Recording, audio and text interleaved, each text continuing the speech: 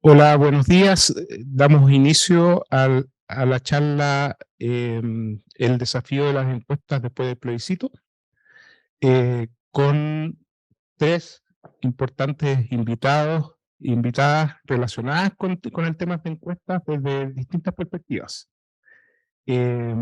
Para nosotros también como Escuela de Administración Pública y Gobiernos es un verdadero placer y gusto estar dando inicio a esta charla, también junto al Centro de Investigación de Sociedad y Salud, el doctorado en Políticas Públicas de la Universidad Mayor, y teniendo tres muy buenos invitados que van en dinámica de conversación. Va a ser una dinámica de conversación porque, bueno, ustedes saben que han ocurrido eventos interesantes para las encuestas. Particularmente hay una discusión muy importante respecto a cuál es el nivel de proyección que pueden hacer las encuestas, cuánto incide o no incide en la veda electoral, etcétera, en función de los resultados. Las encuestas políticas tienen algo que es interesante, que a medida que se desarrollan las encuestas, después se ponen a prueba en función de los resultados electorales. Y para hablar de eso, nos acompaña Paulina Valenzuela. Paulina Valenzuela es socia fundadora de una empresa de encuestadoras muy prestigiosa en Chile, que es Datavoz. Además es comentarista, relatora, ¿cómo llamarle? O podcastera, digamos, a mí nunca me han encuestado, un podcast que estamos realizando junto a Datavoz y la Universidad Mayor. En Spotify lo pueden encontrar. Eh, Bienvenida, Paulina, muchas gracias por la invitación. También tenemos a Carolina Segovia. Carolina, bueno, yo creo que todas las personas del mundo de la encuesta la conocen.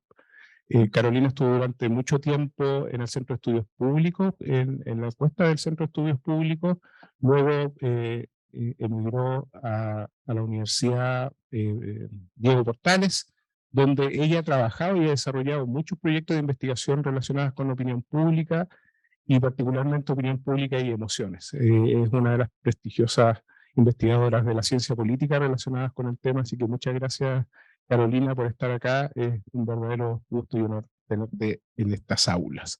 Y de la casa ya ustedes conocen a José Miguel Cabezas. José Miguel está en el Centro de Investigación Sociedad y Salud, también forma parte del núcleo Milenio de Opinión Pública. José Miguel todos acá en la casa lo conocemos por su capacidad también de entender los procesos políticos, que es nuestro rostro en términos de análisis político y electoral, y también vamos a conversar con él. Em, la idea es que se desarrolle un marco de conversación, entonces tenemos como una pauta respecto a qué es lo que queremos conversar. Básicamente, yo voy a ir dando la palabra, en algunos momentos voy a intervenir yo también, metiendo un poco la cuchara en algunos temas, y yo quiero partir, si bien tenemos una pauta como estructurada, pero es como súper interesante primero saber qué le pasó a las encuestas, porque en el evento que recién pasó, ¿cierto? Las encuestas obviamente daban por triunfador al rechazo, pero en el momento de las vedas, ¿cierto? Lo que empezó a ocurrir en las encuestas fue envío de encuestas de manera clandestina, ¿cierto? Pero donde empezaba a estrecharse ese margen, ¿cierto? Entonces, lo que uno logra observar es que antes del periodo de veda de encuestas, que son 2 semanas, Pauli, 2 semanas antes de la elección, se da un margen más o menos importante entre el rechazo y el apruebo, pero después de eso, las encuestas que empezaron a entrar de manera, no sé, no oficial, empezaban a mostrar un acortamiento de esa brecha, ¿cierto? Todas ellas reconocieron después que son sus encuestas. Eso es importante también saberlo. Y muchas personas de las encuestadoras también reconocieron que sus instrumentos estaban un poquito desajustados, ¿cierto? Y básicamente es interesante observar porque pareciera que las encuestas o las personas de las encuestas reaccionaron a los procesos de movilización social y política, ¿cierto? Las concentraciones del apruebo que eran más grandes que las del rechazo, y como que se pusieron un poquito nerviosas y tal vez ajustaron mal, no sé. Entonces, bueno, ahí hay una buena conversación. A mí me gustaría saber primero, le voy a dar la palabra a Carolina. ¿Qué opina Carolina respecto al tema de la veda de las encuestas? Si tú crees que eso es una política correcta o qué harías tú. Bueno, primero, muchas gracias por la invitación. En realidad un placer estar aquí con todos ustedes. Muchas gracias. Yo creo que las vedas no deberían existir. Me parece que no tiene ningún sentido por varias razones. Primero, porque se genera esto que tú contaste, que es que empiezan a circular encuestas que conocen algunos, pero no todos. Genera un ambiente en el que nadie puede decir realmente, mira, tuve estos resultados o estos otros. No se puede hablar en público y genera distancias entre lo que sabemos con las con los distintos instrumentos que se conocen. Eso me parece que es un problema. Un segundo problema es que yo creo que atenta un poco contra la libertad de investigación, porque uno y todas las empresas que hacen encuestas hacen un trabajo que es interesante y que no se puede mostrar. Eh, em, y eso yo creo que es un problema. De hecho, Chile está entre los países con mayor cantidad de restricciones para la publicación de encuestas en gobiernos democráticos o en regímenes democráticos previo a las elecciones. Así que por ahí partiría yo. Gracias, Caro. Pauli, ¿quieres agregar? Bueno, igual agradecer la invitación. Es muy interesante conversar sobre los resultados de la encuesta, particularmente porque yo pertenezco a un gremio que nos dedicamos a esto.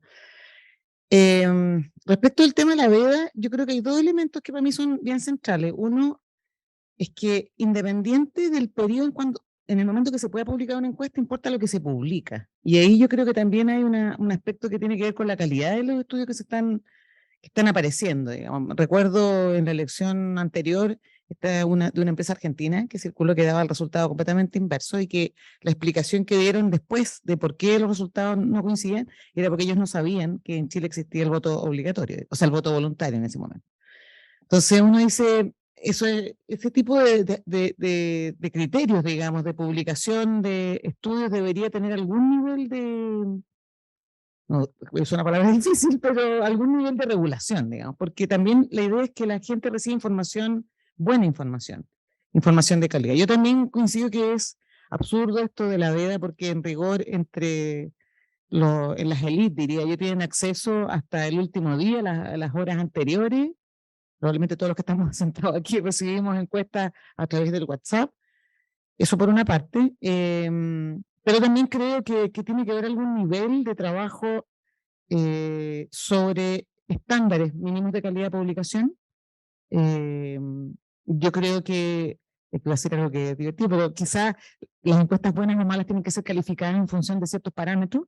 Y como tenemos poca información en general, hoy día en Chile son pocas las empresas que liberan, instituciones que liberan la data a efectos de analizar posteriormente la información. Yo creo que eso es bien central, a complementar un poco lo que dijo la Carola, respecto a que no tiene tampoco mucho sentido 15 días antes, es absurdo, digamos.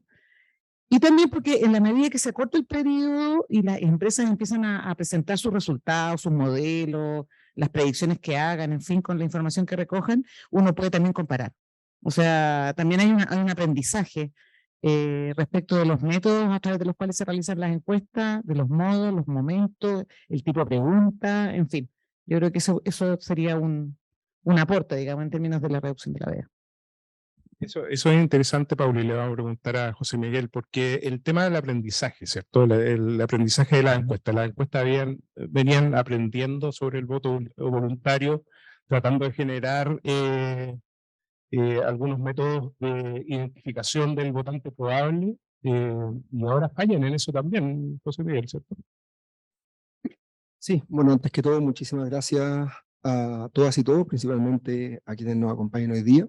Sin duda, esto es una curva compleja de aprendizaje. Como toda curva, considero que al principio genera dificultades que son un poco mayores, pero que con el tiempo las vamos solucionando. Pero sin duda que la gran sorpresa es que aparece este bolsón gigante de votantes que no había votado, que por alguna razón había decidido marginarse sistemáticamente el sistema de elección. Por lo general lo que sabía, de hecho sabíamos harto respecto a los no votantes, pero entre comillas, no con restricciones. Sabíamos harto de un grupo acotado, determinado de individuos, de electores y electoras, que se comportaban de cierta forma y que acudían o no a votar ese día. Sin embargo, lo que no sabíamos era que existía un grupo mucho mayor ahora en número que tampoco había sido alcanzado a ser encuestado por distintos estudios de opinión. Por lo tanto, yo creo que el gran desafío o la gran restricción, que yo creo que tampoco nos hemos atrevido a hablar en esos términos, es que las encuestas pueden ser de mejor o menor calidad, pero las encuestas efectivamente relevan una realidad particular de un momento particular.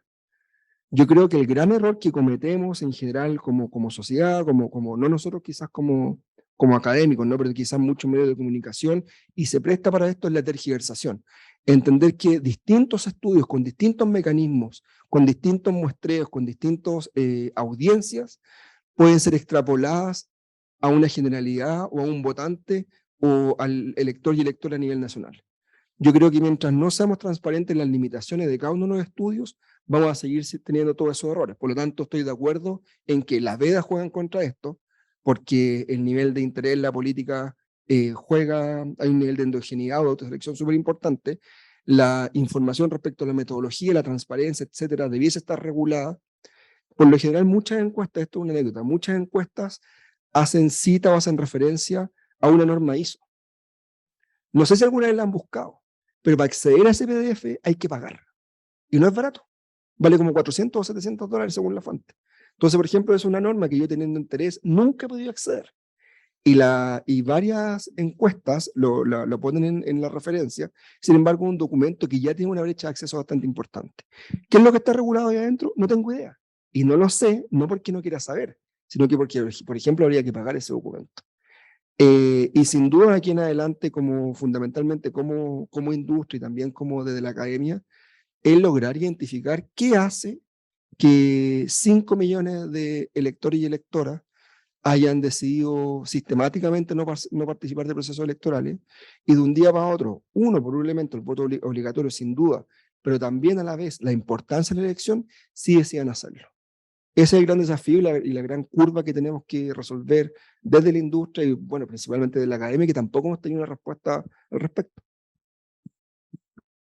Gracias, José Miguel. ¿Y tú aventurarías, Carol, algún tipo de explicación respecto a tú que haces estudios de opinión pública, pero la perspectiva más de cómo se comportan finalmente las personas, aventurarías algún tipo de explicación del por qué finalmente, uno, la cantidad de personas que se supone que las encuestas predecían respecto a ir a votar era alrededor del 70%, y eso realmente no ocurrió? La verdad que fue participación casi total. Si es que tú también consideras participación la ida a las comisarías, digamos. Entonces, bueno, ahí uno entiende que al final no supieron medir mucho digamos, el burnout, ¿cierto? Sí, déjame que quiero decir una cosa primero respecto del tema de la veda, antes que se me olvide. Yo no estoy de acuerdo con que hayan restricciones a la publicación de encuestas, ¿eh? Paulina mencionaba algunas y el José también otras, de algunas posibilidades, porque yo creo que uno debiera poder presentar su trabajo, bueno o malo, y quedar en evidencia, ¿ya? Y quedar en evidencia. Lo que sí yo creo que es una cosa importante que en Chile estamos todavía al debe, es en qué material se publica. Cuando esto hace como la prehistoria, pero cuando yo estuve en el CEP, subimos y publicamos todas las encuestas que se habían hecho desde el año 90, con la esperanza de que esto fuese algo que el resto que lo pudiéramos replicar, que fuera una buena práctica, porque la gente tiene ahí los datos, puede hacer los análisis que quiere y puede buscar todos los problemas que quiera buscar. Y eso yo creo que es un problema en las encuestas actualmente, que o no están completas las bases de datos, o no se publican, no tenemos la información técnica, etc. Ahí yo creo que sí hay un punto importante. Respecto de por qué las encuestas se equivocaron, yo creo que por varias cosas.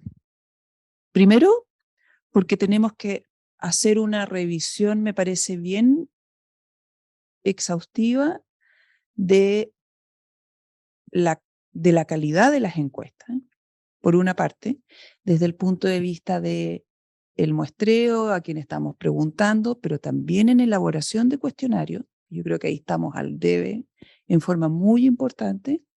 Y en segundo lugar, y esto también para los cientistas políticos, porque no sabemos cómo votan los chilenos. En estricto rigor, sabemos muy poco sobre el comportamiento electoral. Algo se intentó a propósito del cambio al voto voluntario. Se intentó generar, porque claramente las encuestas en ese momento mostraban diferencias importantes de quiénes eran los que habían dejado de votar, etcétera. Pero no aprendimos mucho y tenemos la vuelta al voto obligatorio. Yo creo que nos falta mucha investigación respecto de qué hace que la gente vaya a votar y de cómo vota, junto con una revisión, yo creo, profunda de las encuestas, de lo que estamos haciendo, de lo que todos estamos haciendo, ¿no? Yo no quiero decir unas más, otras menos, sino que en general de a quién le preguntamos y cómo les preguntamos.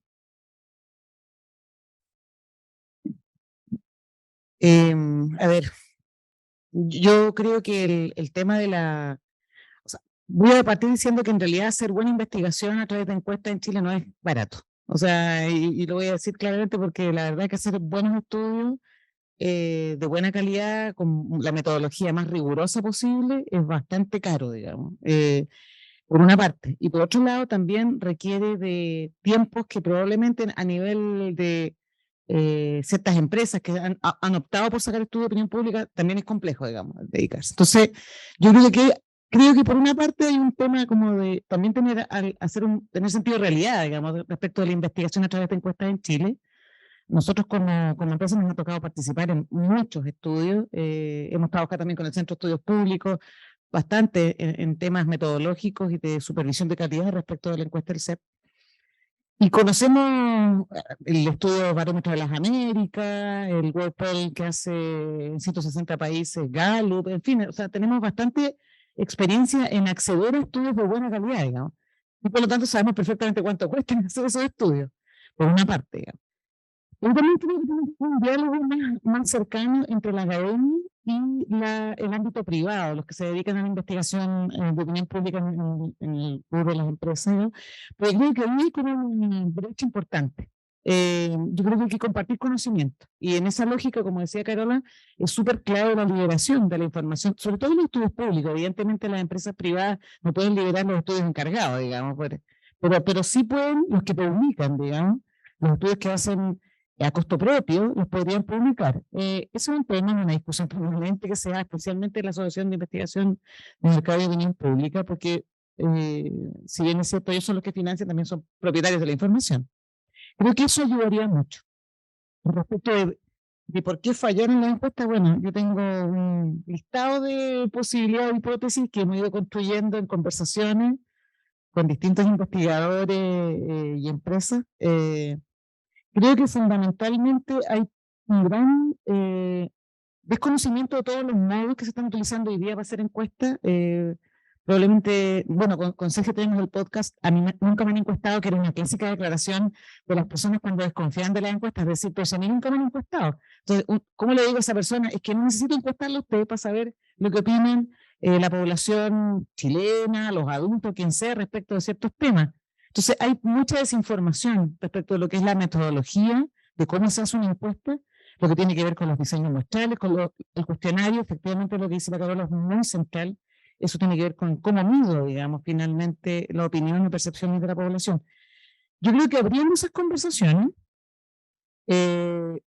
transfiriendo de manera clara, simple, a la población general, cómo se hace esto, los distintos métodos de encuestaje. O sea, yo creo que eso puede ayudar a entender, y creo que un rol, o sea, un actor central en todo esto son los medios de comunicación, que yo creo que ellos en general están, y voy a hacer una crítica, que creo que están más preocupados por la cuña o del titular que de lo que hay detrás de eso, y a veces confunden. A nosotros en particular, y aquí para cerrar mi opinión respecto a esto, nos tocó vivir una experiencia muy paradójica, que hicimos un estudio sobre fake news y desinformación, y cuando se publicó, el título de la información estaba equivocado, o sea, inducía error.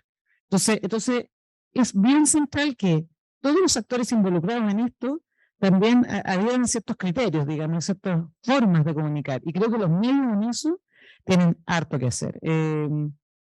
Yo creo que en la medida que se uniforme la comunicación va a ser más simple para la población entender usar los datos. Y respecto de por qué fallaron, yo creo que tiene harto que ver con lo que decía José Miguel respecto de las poblaciones a las que nos está llegando con las encuestas. Es un dato que uno podría observar en la ficha técnica, por ejemplo, mirando la tasa de respuesta de cada estudio. Es un indicador que puede ayudar a entender qué participación, qué interés hubo en la población que fue contactada para contestar una encuesta. Las encuestas telefónicas y encuestas online hoy día tienen del orden del 8 al 12% de tasas de respuesta. Y en tanto las presenciales en general bien hechas, digamos, diría yo también, porque tenemos puntos, presenciales probabilísticas, porque también las presenciales no probabilísticas, y en detalle técnico no alcanzamos a traer probablemente en este seminario, pero tienen tasas de respuestas que están sobre el 60%. Entonces, ahí estamos hablando de que estamos teniendo coberturas de respuesta bien distintas, de acuerdo al tipo o al modo que se utilizó para hacer la encuesta. Interesante eso de la encuesta en los medios de comunicación, pero también no solo una crítica a los medios de comunicación, sino también una crítica a las empresas encuestadoras, ¿cierto? Que al final el presentar resultados, y tratan de presentar resultados a veces demasiado apresurados precisamente para poder aparecer en la prensa. Y por tanto deja mucho que desear su forma de presentar los elementos técnicos del desarrollo de esas encuestas. Además, siento que las fichas técnicas han tenido como también una especie de baja en su calidad también, ¿cierto? O sea, hay como un objetivo o un imperativo de que presenten sus fichas técnicas, pero sin embargo, ese imperativo de presentar sus fichas técnicas hacen finalmente que desarrollen fichas técnicas de muy baja calidad. También uno no logra entender cómo hay tasas de no respuesta que, no sé, que alcanzan un determinado porcentaje y una empresa y otra que desarrolla con la misma metodología tiene otra tasa de respuesta, etcétera. Hay muchas cosas que todavía quedan en el tapete de conversar respecto a la generación de una encuesta de calidad, particularmente con lo que decía Paulina, una encuesta de calidad es cara, ¿cierto? Y demora mucho. Por ejemplo, las encuestas que desarrollaba Carolina en el CEP eran encuestas que tenían una periodicidad larga, ¿cierto? En cambio, encuestas electorales generalmente son encuestas que salen semana a semana. Y entonces, bueno, uno empieza también, o la ciudadanía empieza a desconfiar de eso precisamente porque uno no entiende si las encuestas están tratando de posicionar un clima de opinión pública o están recogiendo la opinión pública. Eso nunca se va a saber mucho, cuál es la causalidad entre uno u otro, la causa y el efecto. Yo quiero entrar a otro tema, porque, claro, nosotros podemos, y aquí le voy a dejar esta pelota a José Miguel, que trabaja en ciencia de datos, porque digamos, que falló, pero falló mal, fue el mundo del algoritmo, ¿cierto? Y la formación y la creación o sea, el recoger finalmente resultados a través de interacciones de la red, ¿cierto? Que en un primer momento en la elección presidencial sí la apuntaron, pero de nuevo, uno no sabe si la apuntaron o en realidad es una técnica bien desarrollada. Atendiendo los resultados de ahora, también hay muchas preguntas respecto a eso.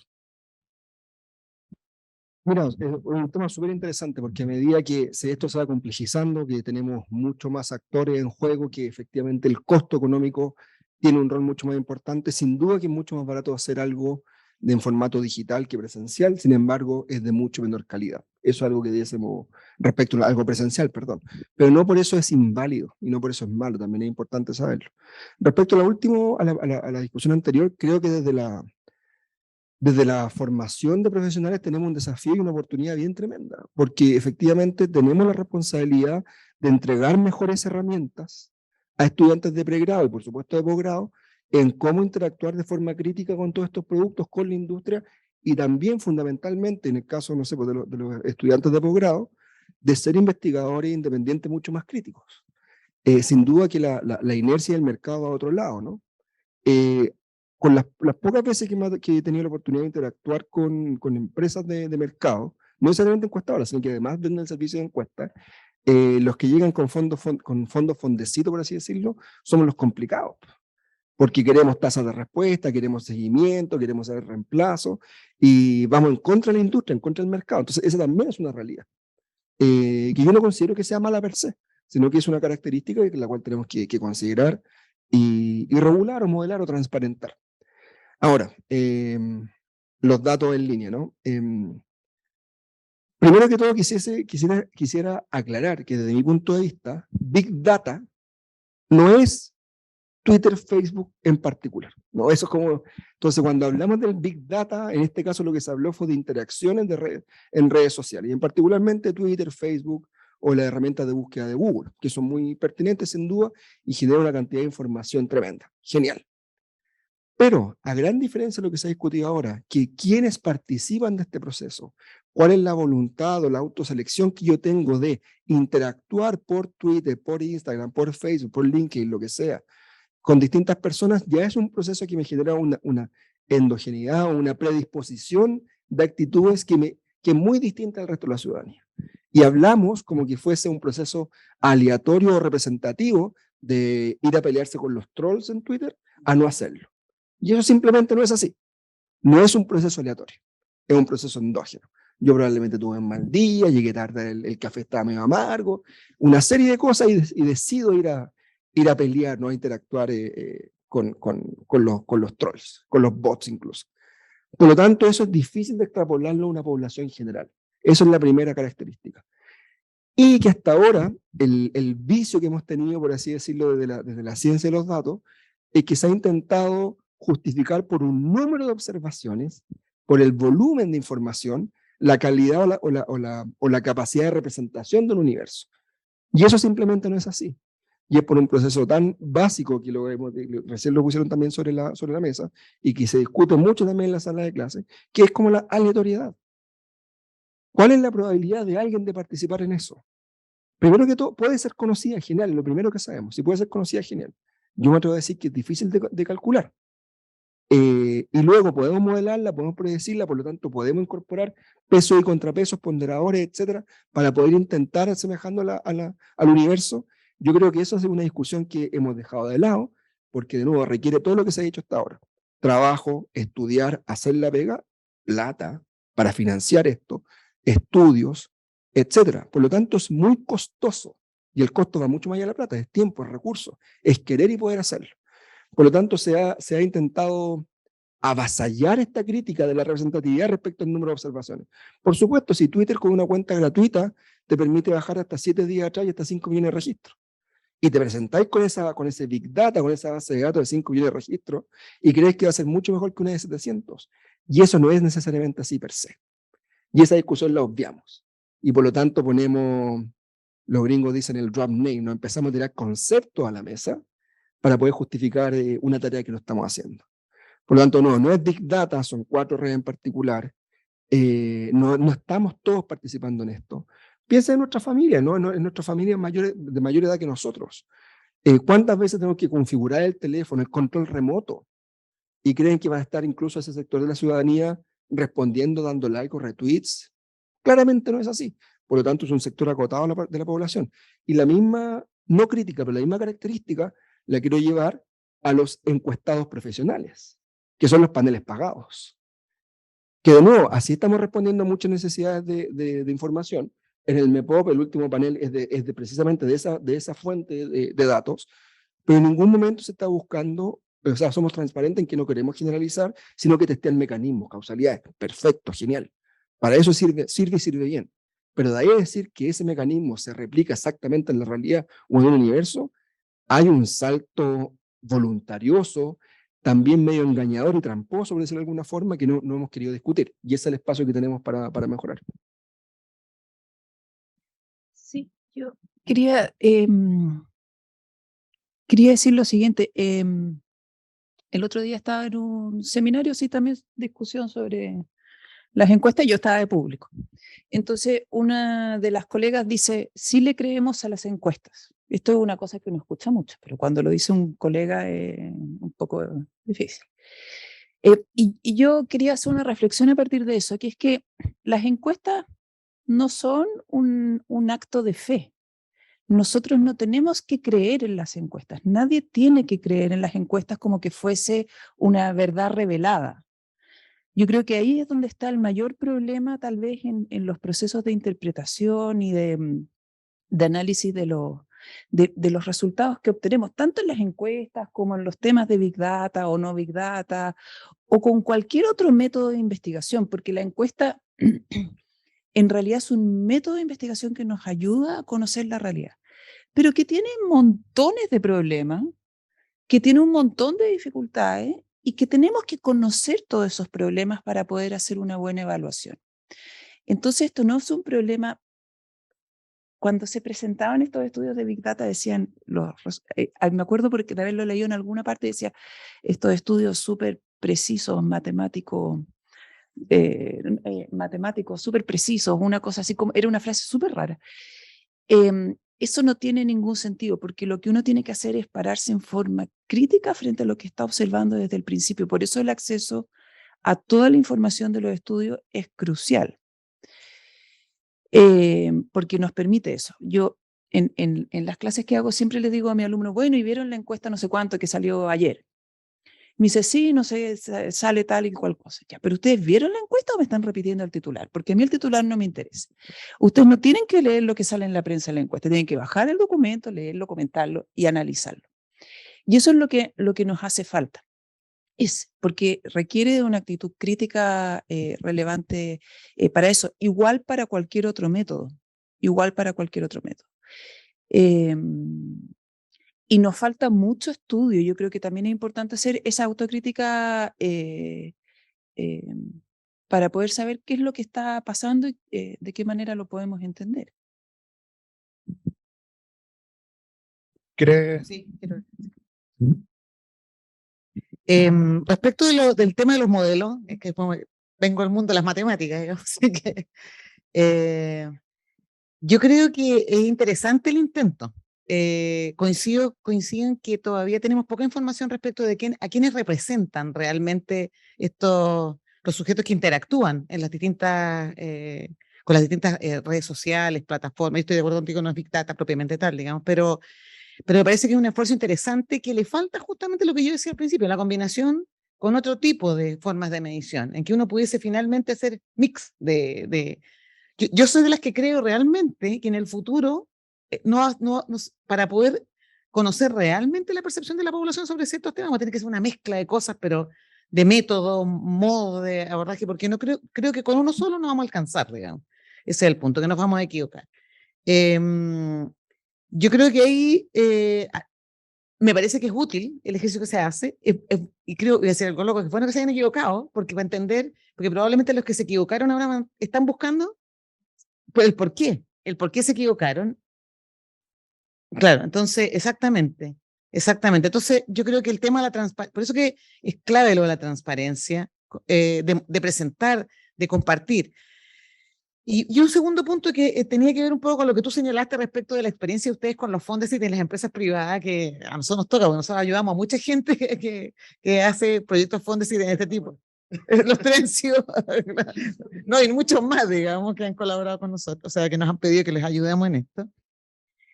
Sí, efectivamente hay una brecha muy grande entre lo que pide un cliente del mundo privado a una institución que se dedica a hacer encuestas de lo que pide un investigador, Fondesit, por ejemplo. Es una brecha gigante.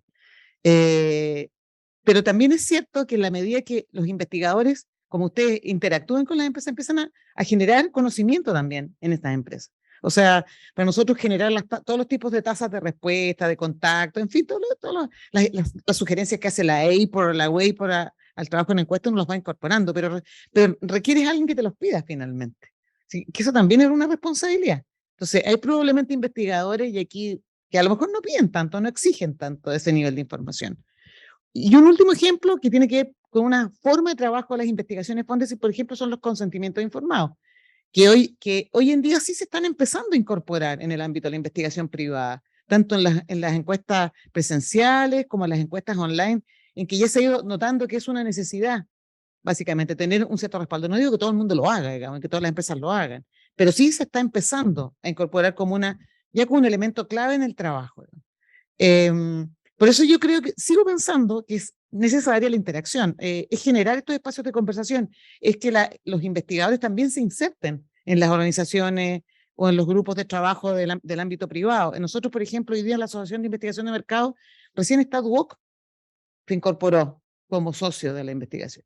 Y es una asociación de investigación de mercado y opinión pública. Entonces nosotros también invitamos a los investigadores que también se hagan parte de estas conversaciones, de estas organizaciones y agrupaciones, para que se generen estos estándares de trabajo compartido. Y por último, también es cierto que el cliente privado también tiene otros timing, otras necesidades, también puede ser más, no voy a decir relajado porque no es la palabra, digamos, sino que puede exigir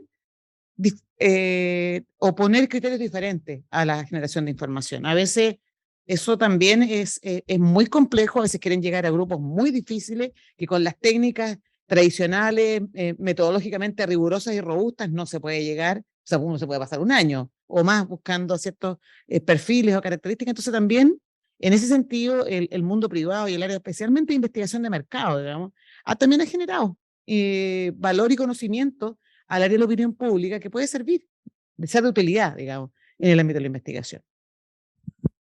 Eso es interesante, Pauli, porque lo que yo logro ver es que se utiliza la investigación de preferencias electorales como un método para llegar a quienes financian la investigación de mercado, digamos.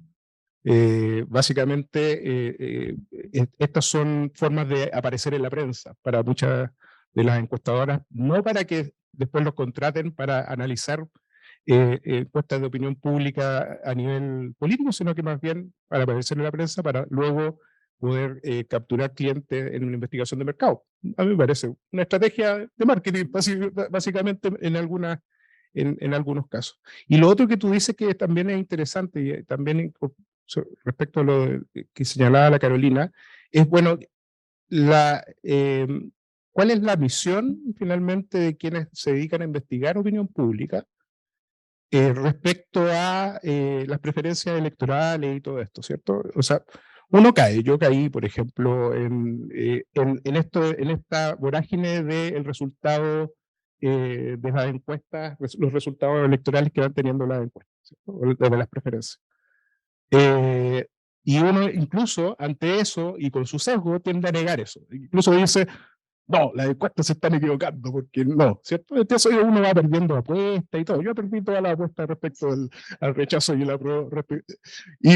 Pero al final también uno se da cuenta, cuando uno empieza a revisar, que finalmente las buenas investigaciones te están dando hace mucho rato claves respecto a lo que pasó el 4 de septiembre, ¿cierto? O sea, me dediqué a ver la POP, que es una de las encuestas que trabajamos con Paulina hace mucho tiempo, y ciertas reflexiones que se hacían en ese minuto en la POP respecto a cuadrantes relacionados con tipos de ciudadanos, ¿cierto?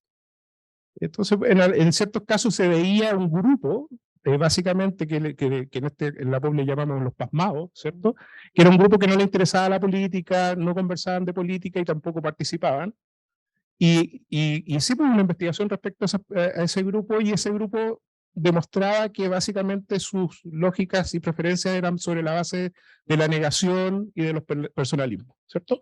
Eran personas que no estaban incorporadas al sistema político, porque teníamos un voto voluntario, no estaban incorporadas al sistema político. Y básicamente ese tipo de investigación, si uno hubiese trabajado más sobre lo que estaba reflexionando y menos sobre los resultados que te van entregando las encuestas, a lo mejor te hubiesen dado alguna capacidad proyectiva también respecto a lo que ocurrió. Entonces, el volver, o sea, el volver a entender la opinión pública desde una perspectiva de investigación un poco más profunda, creo que esta es clave también para entender esto. Y por tanto, encuestas serias como las que se desarrollan a nivel internacional y nacional son una buena herramienta también para entender los procesos y para también adecuar las encuestas políticas a nivel general. Y voy a terminar porque ya estamos en la hora. Les agradezco mucho la presencia por stream y presencial y la presencia a todos ustedes, pero voy a terminar primero con una pregunta, porque Carolina puso un tema que creo que pasamos de largo, pero que es muy importante, la perspectiva de la medición, la construcción de los cuestionarios, ¿cierto? Más que hemos hablado mucho de representación y muestra, pero poco de la perspectiva de la medición, ¿cierto? La construcción de buenos cuestionarios. Siento, Carolina, y te dejo a ti la palabra, siento que eso lo hemos dejado de lado en todo sentido. De hecho, buscamos algunas preguntas, o cuando las creamos mal porque no las testeamos, etcétera. Como que todo es mucho más, como tratamos de hacerlo mucho más rápido, en general, hablo del mundo de la encuesta, y creo que eso también está generando un sesgo importante, ¿cierto, Carolina? En la investigación, digo. Sí, el tema de los cuestionarios para mi gusto es fundamental. Yo creo que aquí hay problemas cruzados, sí. Por una parte, porque las encuestas que se hacen en forma frecuente o los estudios que son puntuales, que uno puede hacer o desde la empresa o desde la investigación, hay una tendencia, y que yo creo que es una buena cosa, que es que uno siempre revisa los cuestionarios de otras encuestas. Eso es como punto de partida.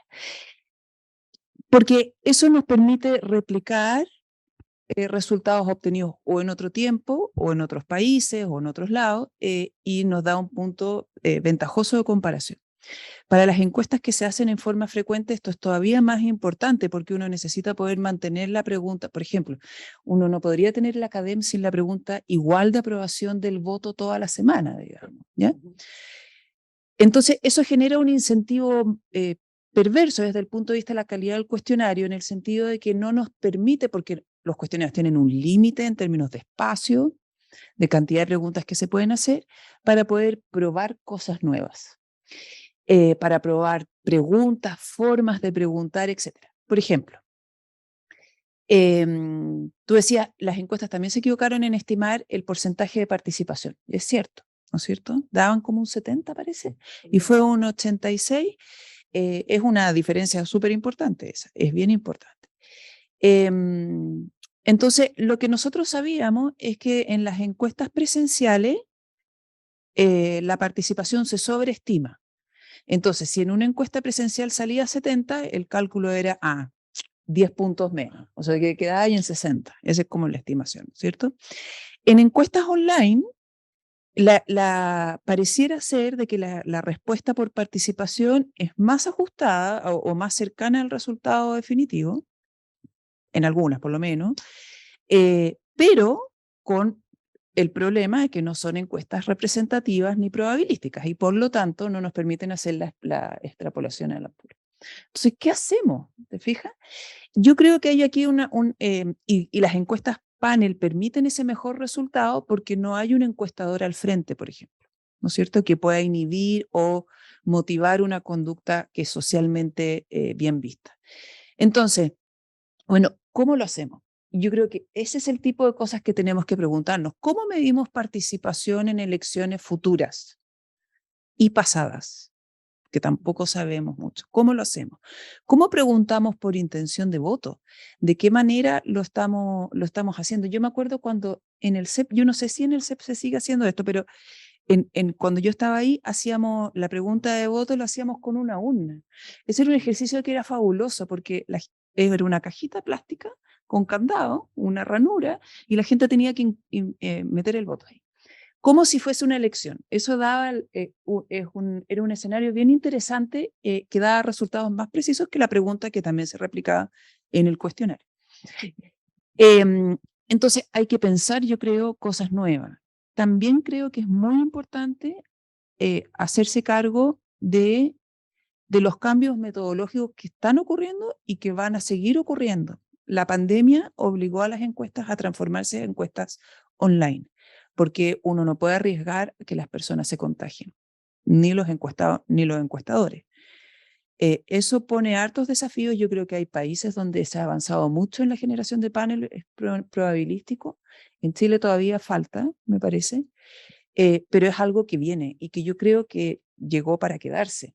Entonces tenemos que poder también hacer ahí, y en la generación de los cuestionarios que permite ese tipo de plataforma, generar instrumentos nuevos que nos permitan generar una mejor medición. José.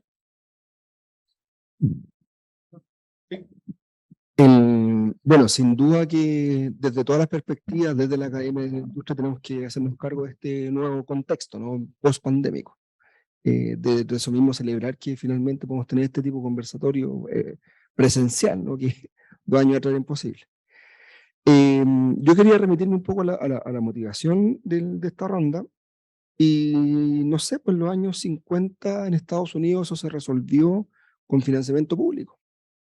Y compitieron universidades, y de hecho, cuando uno estudia el estudio de la opinión pública, el periodo más frondoso, más rico, y de que se generó piezas seminales de esta competencia entre instituciones, es precisamente entre los 50 y 60, y eran 2 escuelas compitiendo una con otra, grupos de profesores e investigadores compitiendo uno con otro. Finalmente fue Michigan quien se asigna el archivo electoral, porque lo hizo mucho mejor, sin duda, y eso generó un conjunto de información que de hecho son libros que hasta si uno se dedica a esto, si no parte citándolos hoy, 1957, literalmente, uno como que está desconectado. Por lo tanto, no, es traspasarle la responsabilidad a un tercero, porque no, pero ¿por qué? Por todo lo que se dijo anteriormente, ¿no? Que se necesitan muchos recursos, formación de capital humano, investigadores, plata para encuestar, el tiempo. De hecho, estaba pensando recién escuchándola, tanto a Paulina como a Carolina, decir, la única forma de lograr, o sea, efectivamente lograr entender esto, es descolgarse del ciclo electoral, lo cual es un contrasentido si lo vemos desde ese punto de vista, ¿no? Pero si nos descolgamos del ciclo electoral, efectivamente vamos, o nos descuadramos, por así decirlo, efectivamente vamos a tener el espacio y más allá de la voluntad de poder entender estos procesos. Pero si ahora estamos atentos a que 2 semanas atrás el CERVEL dijo que necesitaban 125 días y la semana pasada dijo, bueno, mejor este año no, la próxima semana quizás van a decir, bueno, entonces quizás en enero, volvemos de nuevo en la vorágine, oye, tenemos que tener todas las bases armadas, todas las bases recodificadas, y la pega va a ser esa, y no ponernos a pensar, ni observar, ni entender. Pero de nuevo, porque la industria tiene el requisito de que es un modelo de mercado que funciona y hay que seguir funcionando, y también nosotros desde la academia tenemos el requisito de, si no publicamos en revistas indexadas, esto no funciona. Y ese tiempo también es distinto. Por lo tanto, los incentivos hoy día están en forma perverso o contrarios efectivamente a generar este espacio de desarrollo intelectual. Bueno, y ese es el desafío que creo que tenemos todos, ¿no? Fundamentalmente desde la universidad, como investigadores, y recojo completamente el guante de vincularse con la industria, con la gente que aplica esto, porque es fácil criticarlo si uno no está ahí. Eso, muchísimas gracias. Bueno, yo también quiero cerrar un poco diciendo que me estás acordando una cosa. En el Centro de Estudios Públicos del año 98, para la elección, cuando Carla Lehmann estaba coordinando el proyecto de opinión pública del CEP, hicimos el ejercicio de urna. Efectivamente, creo que fue la primera vez que hicimos el ejercicio de las urnitas transparentes en ese minuto. Y me acuerdo porque contábamos con Carla, sacábamos los votos de las cajitas y los íbamos revisando. ¿Y por qué vuelvo a ese ejemplo? Es porque me acuerdo que fue la primera vez que se publicó el concepto, y lo pusimos con ella, digamos que es el concepto del empate estadístico. Ahí surge. De hecho, fue titular en la segunda, me acuerdo que tenemos las dos, guardamos el titular. Fue muy curioso lo del empate estadístico. ¿Por qué quiero decir esto? Porque creo que también es un tema de lenguaje en la comunicación de los resultados de una encuesta. Creo que es súper clave entender cómo se usa la información que produce una encuesta. Y en ese sentido, vuelvo también a decir a la colaboración con los medios, es que cuando yo digo que es un 30, un 40, un 50, me acuerdo que hace una semana atrás con Sergio conversábamos que nos llamaba la atención de que estaba tan pegado un porcentaje.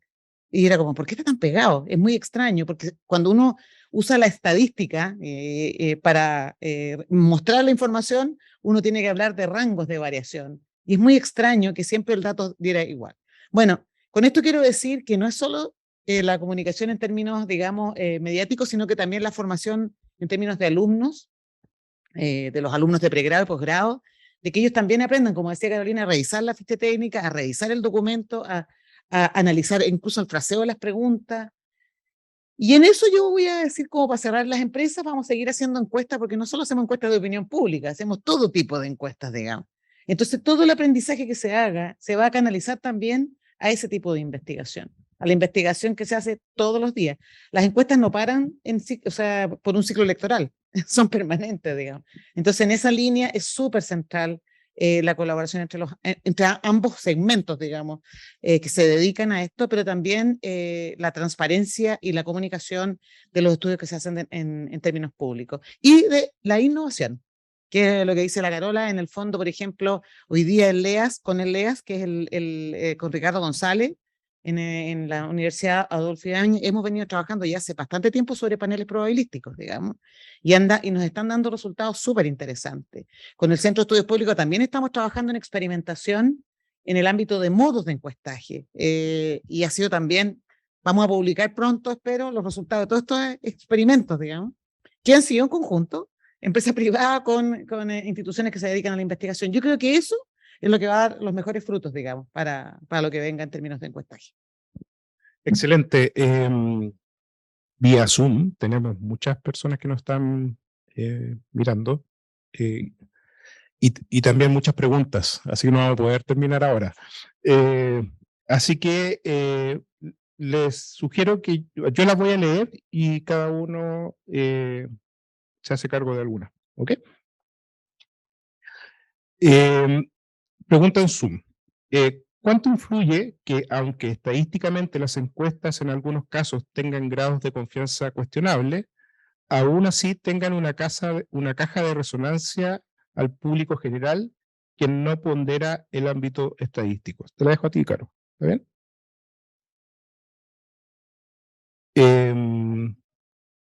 No. Te la asigno y después cada uno responde. La otra pregunta, ¿cuál sería la forma apropiada en la que los medios de comunicación debieran informar resultados de encuestas electorales? José. Otra pregunta, hay muchas preguntas. ¿Realmente fallan las encuestas o falla el criterio de voto voluntario que hemos visto que evidencia ausencia de representatividad de los resultados?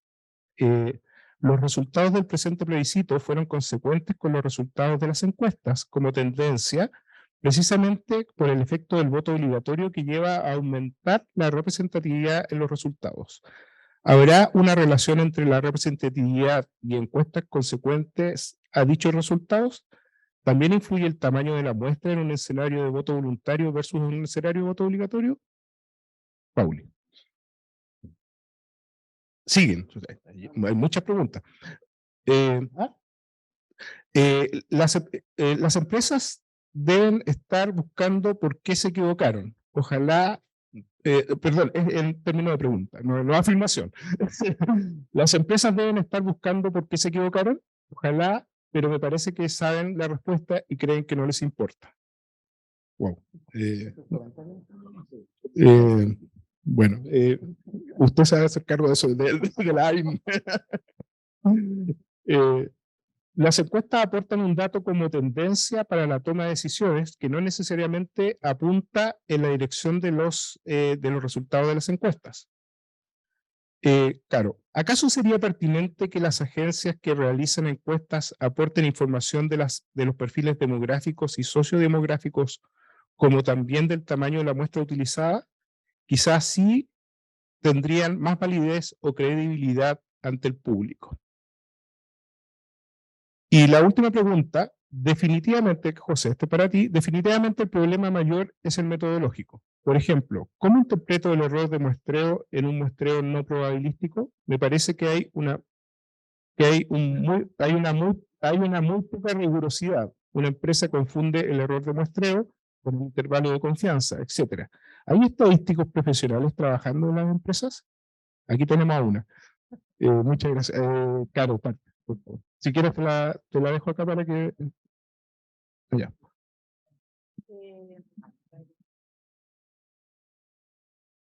Ya, voy a contestar las dos Ujú. juntas. Entonces, la primera era cómo encuesta, mi interpretación de la pregunta es cómo encuestas malas tienen harta resonancia mediática y qué datos entregar en la publicación.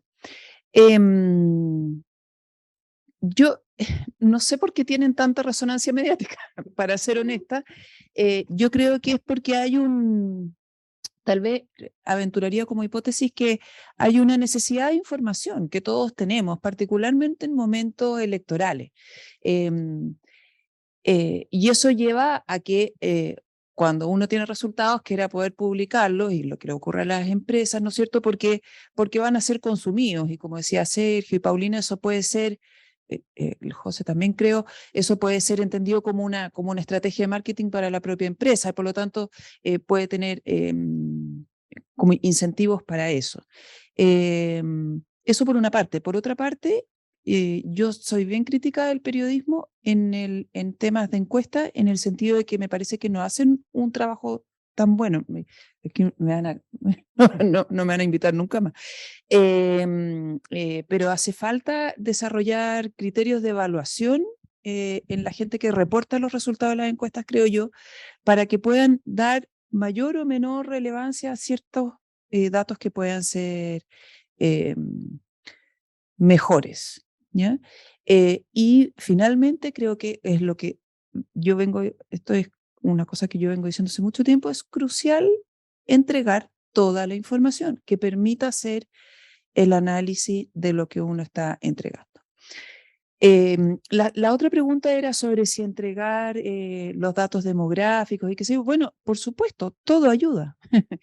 Todo ayuda, porque nos permite hacer una evaluación de a quién se está preguntando y cómo se le está preguntando. Y además cómo esas personas han sido seleccionadas para poder contestar. Así que sí, yo creo que hay que entregar toda la información que uno tenga. No, eso. Bueno, primero respecto, ¿cuál es la forma apropiada de informar? Declarando claramente los límites y alcance de cada una de las investigaciones. La restricción con los medios de comunicación es que esto está pensado única y exclusivamente, no sé, en el generador de caracteres. El generador de caracteres es la barrita que uno ve abajo en la televisión y es mucho más preciso y más corto que una cuña, ¿no? O que los 140 caracteres que uno que es un poco más viejito se aprendió en Twitter, que ya no existe, por cierto. Por lo tanto, está este balance súper explícito y real, que no tenemos que cometemos un error al negarlo, entre espacio para informar y lo que se quiere informar. Por lo tanto, uno también debe tener el desafío de decir lo que quiere decir de la forma correcta. Y los medios siempre están, el periodismo está buscando la cuña, que te caiga, y el enfrentamiento, el decir algo en contra de alguien, y uno entra también en ese juego. Por lo tanto, tiene que ser responsabilidad de uno informar de forma adecuada. Respecto a lo metodológico, ¿cómo interpreto el error en lo no probabilístico? Simplemente no lo interpreto porque no hay. Pero aquí yo quiero recoger el guante, porque eso somos responsables nosotros enseñando o formando estudiantes de pregrado en eso. Porque si hubiésemos sido rigurosos en la formación, ojo, en la formación de uno cuando fue estudiante, pero también uno responsable con los estudiantes que forma, esa discusión simplemente no tiene espacio. Y uno tiene la propiedad y la capacidad de decir, oye, pero me estás mezclando peras con manzanas, o esto simplemente no debe ser así. Por lo tanto, yo creo que existe un cierto ánimo de tergiversar un poco la información, de buscar cuñas que invite a lo que se llama el clickbait, ¿no? A que te enganches la discusión, pero también considero que tenemos la herramienta para poder limitar y normar eso. Y, y como profesor, como formador de estudiantes o de investigadores, considero que tengo una responsabilidad tremenda en la formación que les damos a ellos y a ellas. También me quiero hacer responsable de esto, ¿no? Muchas gracias. Voy a tomar la pregunta que le pasaste a... Bueno, yo soy estadístico de formación y la verdad es que me ha tocado interactuar con sociólogos, cientistas políticos, digamos, en un montón de investigaciones y las conversaciones que se dan son súper interesantes porque en realidad yo creo que en general diría que hay harto uso de las técnicas estadísticas y poco nivel de conocimiento profundo de para qué sirven realmente. Entonces, yo creo que ahí es súper bueno estos trabajos multidisciplinarios en que participan diferentes profesionales de diferentes áreas y creo que es clave efectivamente que en este tema en particular, en todo lo que tiene que ver con diseños metodológicos, ojalá que se escuche la voz de gente que tenga formación en estadística, formación que es bien matemática dura, pero que por lo menos permite ayudar a producir la data y a mostrar la data con ciertos estándares, digamos, que provienen, digamos, de la estadística como tal. Creo que la pregunta sobre representatividad es el tema, básicamente lo hemos discutido en todo este conversatorio, que tiene que ver con que efectivamente es probable que varias encuestas tengan problemas de sesgos de cobertura, es decir, que no están llegando a toda la población, pero también es cierto que no podemos obligar a la gente que conteste encuestas, a nadie se le puede poner una pistola al pecho para decir, obligarlo a que conteste las encuestas, ya sea presenciales, telefónicas, web, como sea. Entonces, efectivamente hay un grupo de la población que no contesta, y probablemente en este caso, en el periodo electoral, ese grupo fue más fuerte, como decía José Miguel, y fueron de los que no conocíamos muy bien qué iban a hacer y que terminaron generando este resultado diferente al que venían en términos de magnitud, no de sentido, digamos, todas las encuestas decían que ganaba el rechazo, digamos. Lo que pasa es que el resultado final en términos de estimación de la proporción real de la población que votó difería, digamos, no estaba dentro de las estimaciones que habían presentado las distintas encuestas. Y sobre si las encuestas fallan, todo falla. O sea, ojalá existiera algún mecanismo que nos permitiera conocer la percepción de las personas y que fuera perfecto. No es así, por las razones que acabo de decir. Lo que uno tiene que hacer es básicamente tratar de tener todo el conocimiento posible de lo que no está resultando bien en una medición. Hoy día las técnicas de encuestas web, encuestas telefónicas y encuestas se van a seguir usando. En el mundo se siguen usando. No, en ese sentido no tenemos posibilidad de revertir. Lo que puede ocurrir es que van a empezar a ver, como decía hace un rato, combinaciones o mezclas o empezar a experimentar cuáles son los que nos generan las mejores estimaciones. Pero quiero decir que hay pocos ejercicios en los que uno pueda probar que las encuestas funcionan bien. Y el ejercicio electoral es uno de los pocos, digamos, en que uno sabe que tiene la observación de el ejercicio real, por decirlo así, el valor real de la votación, comparado con lo que está produciendo las encuestas electorales. Son de los pocos momentos en los que yo tengo esa posibilidad de contrastar, digamos. Entonces, en ese sentido, creo que el trabajo de generar mejores estándares y revisión de los resultados de las encuestas que están apareciendo es fundamental.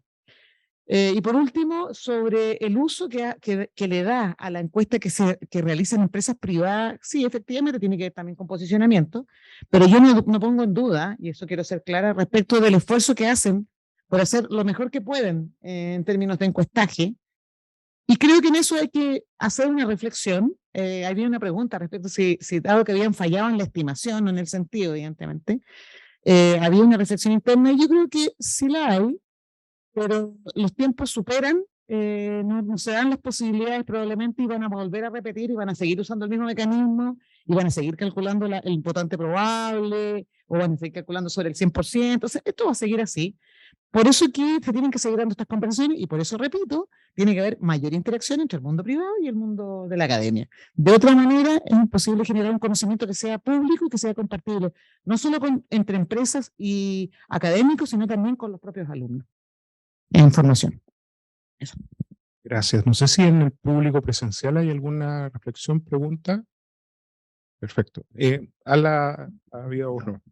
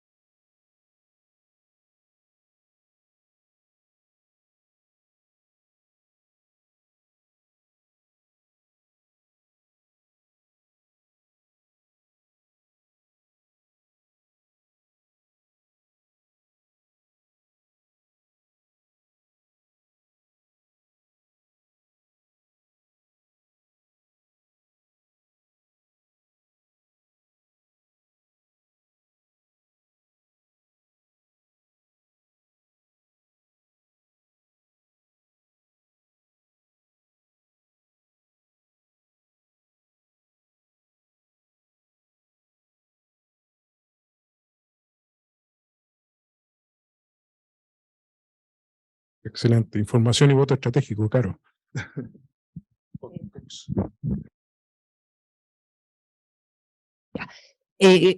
Buenísima pregunta. A ver, yo diría dos cosas. Primero es que la investigación lo que muestra es que en escenarios de primera vuelta la gente tiende a votar por el candidato que más le gusta porque no tiene nada que perder. ¿Ya?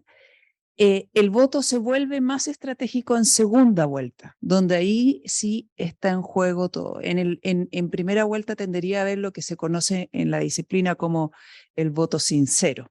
¿Ya? Entonces, como premisa, yo creo que ahí es algo, ahora se puede discutir y capaz que en Chile eso no funciona o como sea, pero me parece que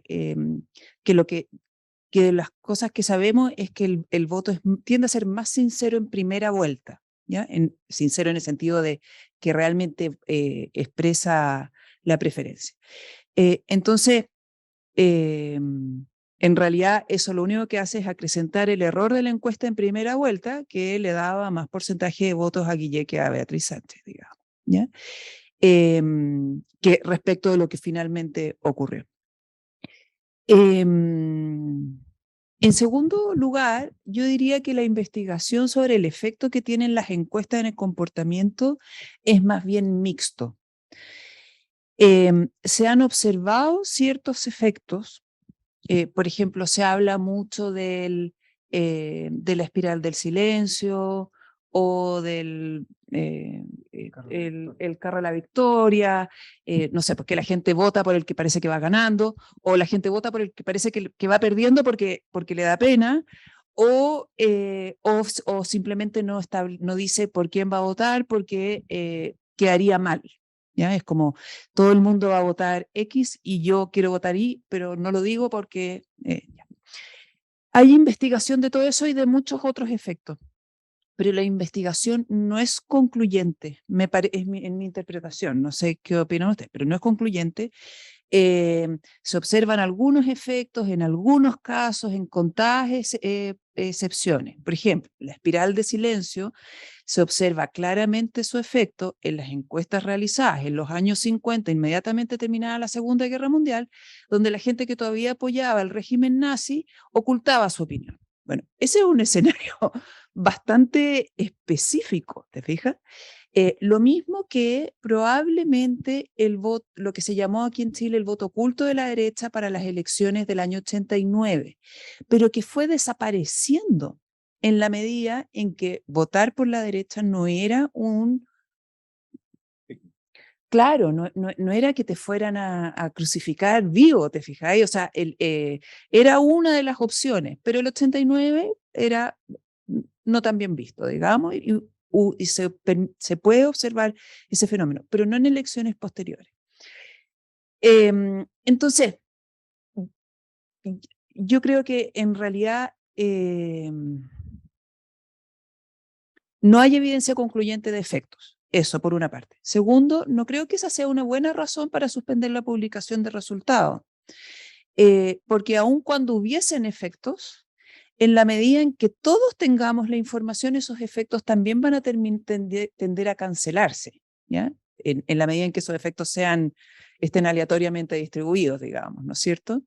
El problema es que en los periodos de veda, mucha gente tiene información, o sea, las encuestas fluían por los WhatsApp de una forma vergonzosa, ¿no es cierto?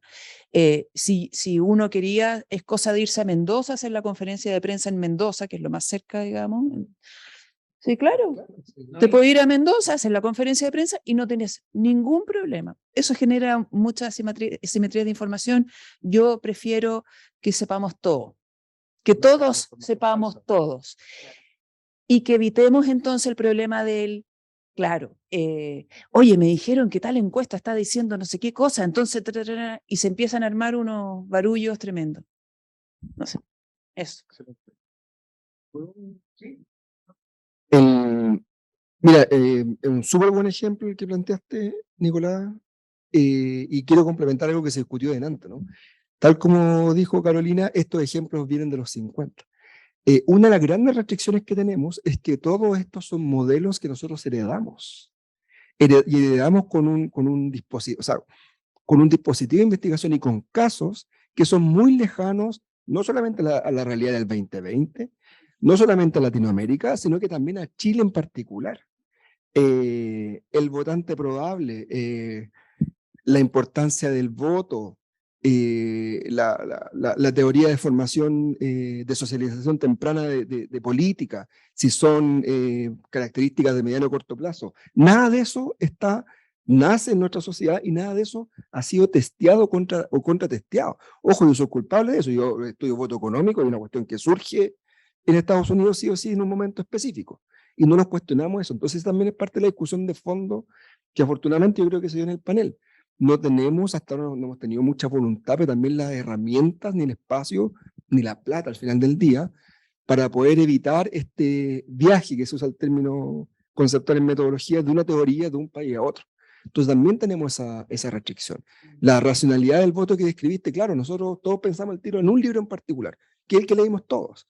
Pero de nuevo, es una publicación, es un libro fundamental, sin duda, no lo quiero cuestionar, pero que nace en un contexto, una sociedad completamente distinta a la chilena y no solamente distinta al 2020, que ya han pasado casi 30 años de publicación, 25 años de que fue publicado, por lo tanto 30 años de cuando se hizo. Y esas brechas son gigantes. Muchas gracias. Sí, y yo quiero agregar una cosa que tiene que ver con lo que tú dices y también con la credibilidad. Hace poco tiempo se publicó la encuesta CEP de mapuches y fue muy criticada. No se creían los resultados, o sea, era como, no, esta encuesta estaba mal hecha, las preguntas estaban mal hechas, todo mal hecho, digamos. Y es bien curioso, y te estoy hablando como de la percepción que se da en la opinión pública, así como, no, esta encuesta no calza, y finalmente cuando uno vio lo que pasó con la votación, en los sectores donde se realizó la encuesta, estaba bastante alineada la información de la encuesta con lo que ocurrió. Entonces, yo creo que de repente es como, esto es como el huevo y la gallina, digamos, ¿qué está antes y después respecto de lo que influencia o no? O sea, si hubiésemos leído con más calma el resultado de esa encuesta para efectos de lo que iba a ocurrir en ese territorio, y hubiésemos creído en esa información, a lo mejor hubiésemos hecho una mejor predicción de los resultados previstos en esa zona, de lo que en teoría yo creía que debería pasar por mi propia opinión. Y ahí voy a poner el tema del sesgo de confirmación es súper central en todas estas conversaciones. Es por eso que a Sergio le pasó que perdió todas las apuestas, digamos. Entonces, pero que nos pasa a todos, ese es el punto. Entonces, yo también coincido con Carola que es mejor saberlo todo, que todas las encuestas salgan, que la gente tenga acceso a la información, aun cuando creo que en Chile el nivel de interés probablemente está más centrado en ciertos grupos, digamos, que en la población total. Entonces, pero lo que esas élites opinan o hablan, o los que están más interesados, de alguna manera igual les llega. Es como el ejemplo o la discusión que se ha dado respecto al resultado ahora de las fake news, el clásico ejemplo de la vivienda.